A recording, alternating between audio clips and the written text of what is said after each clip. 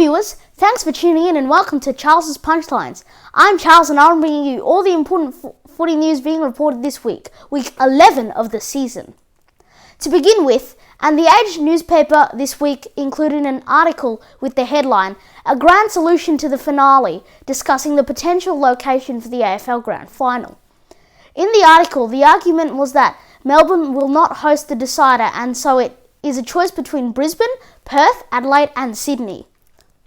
The Age states that Queensland has given the AFL refuge and this gives Brisbane favouritism, but doesn't guarantee that the Queensland capital will host the match. Perth and Adelaide both have good arguments as they are traditional footy cities and each have a capacity of 50,000 stadium. And of course, Sydney, being the country's biggest city, is in the running as well.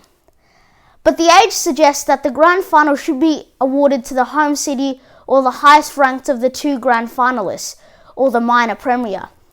And while this will give an advantage to the home team, it is the same advantage that the Victorian clubs have had in the grand finals against the non-Victorian teams, including the last 8 grand finals when non-Victorian teams have taken on Melbourne opposition. And if a Victorian team finishes in first place, it could take its choice of grand final revenue. The Age does say, however, that in the context of an unusual season due to COVID-19, it doesn't really matter where the grand final is played. But in the end, the decision of which city hosts the decider will probably come down to the bottom line, that is, where the most money can be made.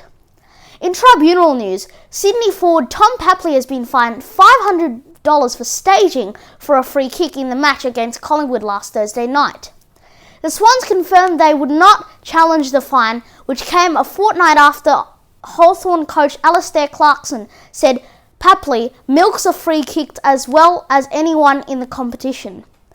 The Swans said they feel no need to warn Papley about staging because they don't accept that he is guilty of it, while Clarkson said over the weekend that he is disappointed his comments became an issue.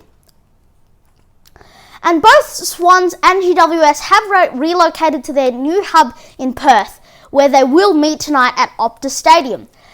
Sydney have moved into the Joondalup Resort, while the Giants are staying at the Crown Promenade in Perth. For the match, GWS star Toby Green has been ruled out due to hamstring injury, while teammate Phil Davis is facing a battle to be fit after injuring his knee in last Friday night's win over Essendon. And in another Age report this week, the newspaper is suggesting that midweek football with games on Tuesdays, Wednesdays and Thursdays should become the new normal in AFL. The Age reports that standalone games on Monday, Tuesday and Wednesday nights have been well received by viewers this season and that Wednesday games at least should continue next year. Ratings for the matches have been strong, according to TV rating agency Oztam. For example, the Wednesday night clash between Richmond and the Western Bulldogs had 482,000 viewers on Channel 7 and 184,000 on Fox Footy, with similar figures the following night when Port Adelaide and Melbourne met. And while supporters at matches are the lifeblood of AFL footy, the bottom line is that it's the TV broadcasters who pay the most of the league's bills, including players' wages.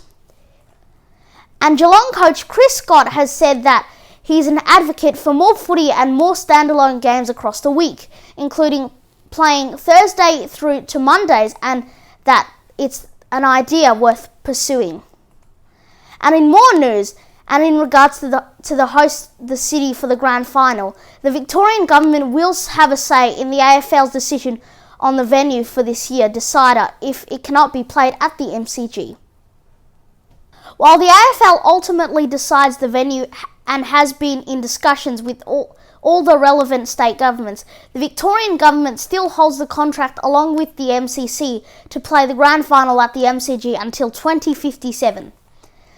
Senior AFL sources have said that the league would not reach a position on the venue if and when the MCG is ruled out, without consulting with the Andrews government, and the expectation is that together they will reach an agreement on the grand final. And while Queensland and the Gabba are favourites to host the grand final since the Sunshine State became the temporary home of the AFL due to Victoria's COVID-19 crisis, league boss Gillan McLachlan has not ruled out South Australia, Western Australia or New South Wales as the host. And despite stage 4 lockdown in Victoria continuing until at least mid-September, the Victorian government has not given up on the grand final being on the MCG on the grounds that the COVID-19 situation could change rapidly. However, the AFL wants to have a definite position on the grand final by the end of August or early September. In trade news, Brisbane is the latest club to show interest in bomber Joe Daniher, with the Lions closely monitoring the progress of injured Essendon star. Lions club sources have confirmed that they will wait to see if forwards play any footy in 2020 before deciding whether to pursue him in the trade period. Daniher is a restricted free agent, meaning that Essendon can match a contract offer and force a trade. The Bombers are yet to decide to offer Daniher a contract extension and are waiting to see what happens and if he will return to AFL from injury.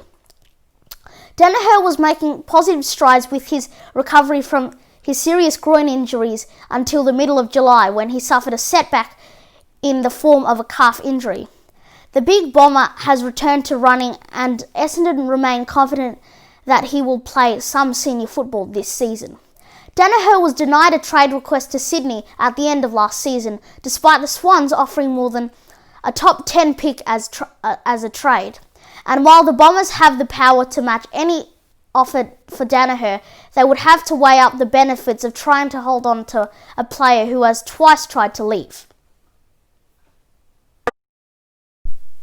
The Bombers are yet to offer Daniher a contract extension and are waiting to see what happens and when he returns from injury. Daniher was making positive strides with his recovery from his serious groin injuries until the middle of July, when he suffered a setback in the form of calf injury. The big bomber has returned to running, and Essendon remain confident that he will play some senior football this season. Daniher was denied a trade request to Sydney at the end of last season, despite the Swans offering more than a top 10 pick as trade. And while the Bombers have the power to match any offer for Daniher, they would have to weigh up the benefits of trying to hold on to a player who has twice tried to leave. And that's it for me this week. Thanks for tuning in. Tune in again next week for more footy news, and remember what I say, keep punching!